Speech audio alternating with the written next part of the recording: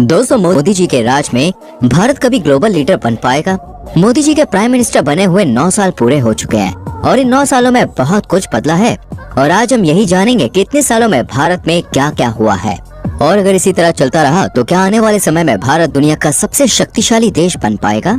26 मई 2014 यही वो तारीख थी जब प्रधानमंत्री नरेंद्र मोदी ने केंद्र सरकार की कमान संभाली थी और देश के प्रधानमंत्री बने थे।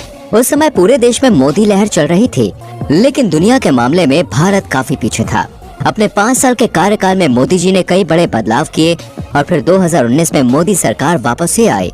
तब से लेकर अब तक बीजेपी ने कई बड़े फैसले किए जिसका असर कई बड़े बड़े सेक्टर्स में देखने को मिलता है। प्रधानमंत्री बनते ही साल 2014 में मोदी जी ने स्वच्छ भारत अभियान की शुरुआत करी थी और फिर साल 2015 में प्रधानमंत्री आवास योजना को तेजी से बढ़ा दिया।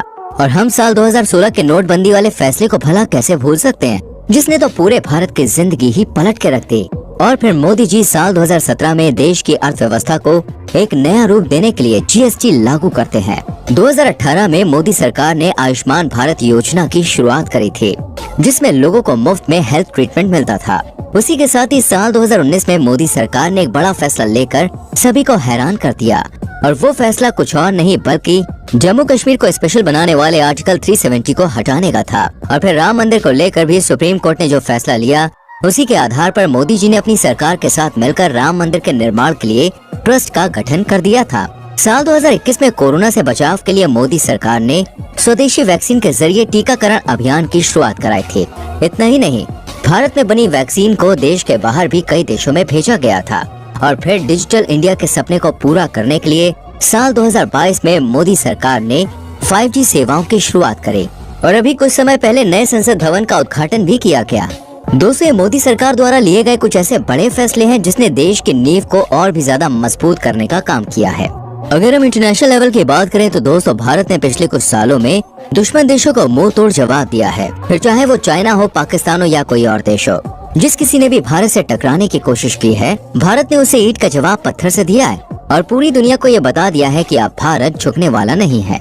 पुलवामा अटैक के बाद सबसे पहले तो पाकिस्तान के साथ व्यापार करना बंद कर दिया गया, जिससे भारत का तो कुछ नहीं हुआ, लेकिन पाकिस्तान जिन चीजों को भारत से सस्ते दामों में खरीदा करता था, अब उन्हीं चीजों के लिए पाकिस्तान को चाइना, थाईलैंड और ब्राजील जैसे देशों को डबल कीमत देनी पड़ रही है।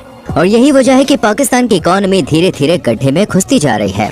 इसी के साथ भारत ने उड़ी सर्जिकल स्ट्राइक करके और चाइना की पॉपुलर एप्स को बंद करके पूरी दुनिया को ये साफ साफ बता दिया है कि भैया अगर भारत से पंगा लोगे तो अंजाम भी आपको भुगतना पड़ेगा। क्योंकि एक तरफ पाकिस्तान आतंकवादी हमले कर रहा था तो उसे उसी की भाषा में समझाया गया और दूसरी तरफ चाइना भारत की इकोनॉमी पर वार कर रहा था, वो भारत के भविष्य को खराब करने में लगा हुआ था। तो भारत ने उल्टा चाइना की ही बैंड बजा दी और अब तो भारत की शान अलग ही लेवल पर पहुंच चुकी है, जिसका सबसे बड़ा सबूत इन तस्वीरों में आप देख सकते हैं। असल में कुछ समय पहले Modi ji Papua New Guinea दौरे पर गए थे, जहां पर विमान से उतरते ही वहां के प्रधानमंत्री ने मोदी जी के पैर छुए थे। यहाँ तक कि पपुआ न्यू गिनी ने मोदी जी के लिए अपने रिवाज को भी बदला, क्योंकि वहां पर रात के समय किसी भी देश के प्रधानमंत्री का स्वागत नहीं किया जाता था। लेकिन भारत की बात ही अलग है और अब तो अमेरिका दौरे के बाद पूरी दुनिया को भारत की ताकत का अंदाजा ही लग गया। एलोन मस्क ने मोदी जी से मिलकर भारत की खूब तारीफें करी और अमेरिका के राष्ट्रपति जो बाइडेन से भी मोदी जी की बड़ी अच्छी मुलाकात रही, जिसकी तस्वीरें आजकल काफी ज्यादा वायरल हो रही हैं। ऐसे में अगर देखा जाए तो इंटरनेशनल लेवल पर भारत ने काफी विकास किया है। आइए ये भी जान लेते हैं कि मोदी सरकार के आने से देश के अलग अलग सेक्टर्स पर क्या असर पड़ा है। जहां साल 2014 में देश के अंदर मेडिकल कॉलेज की संख्या 387 थी, वो अब बढ़कर 692 पहुंच चुकी है। वहीं 2023 में एम्स की संख्या बढ़कर 24 हो चुकी है, जो पहले सिर्फ 6 थी। अगर एजुकेशन सेक्टर की बात की जाए तो साल 2014 तक देश में 723 यूनिवर्सिटीज थी, जो आज के समय में बढ़कर 1472 हो चुकी है, यानी कि डायरेक्ट डबल। जहां 2014 तक देश में 16 IIT संस्थान मौजूद थे, वो आज बढ़कर 23 की संख्या में पहुंच चुके हैं। 2014 तक देश में 13 IIM थे, जो अब 20 पहुंच चुके हैं। और अगर हम भारत की बिजली उत्पादन क्षमता की बात करें तो दोस्तों, 2014 तक ये केवल 2.34 लाख मेगावाट थे, जो साल 2023 में बढ़कर 4.17 लाख मेगावाट पहुंच गई है। 2014 तक जहां देश में 13 करोड़ गैस कनेक्शन थे, तो वहीं आज ये 31 करोड़ की संख्या में पहुंच गए हैं। और अगर हम रोड नेटवर्क के बारे में बात करें तो दोस्तों, भारत का रोड नेटवर्क दूसरा सबसे बड़ा रोड नेटवर्क है, जिसकी लंबाई 56,02,095 किलोमीटर की है।